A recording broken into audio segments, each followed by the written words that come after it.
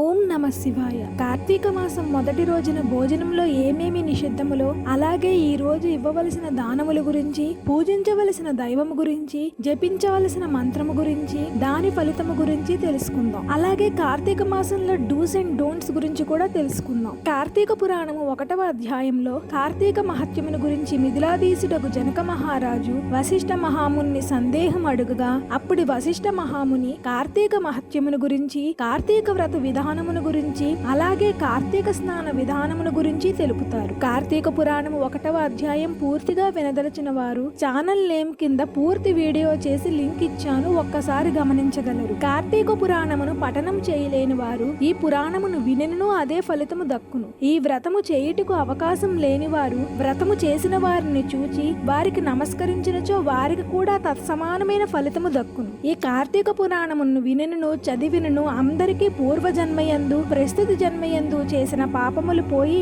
మోక్షమును పొందుతారు.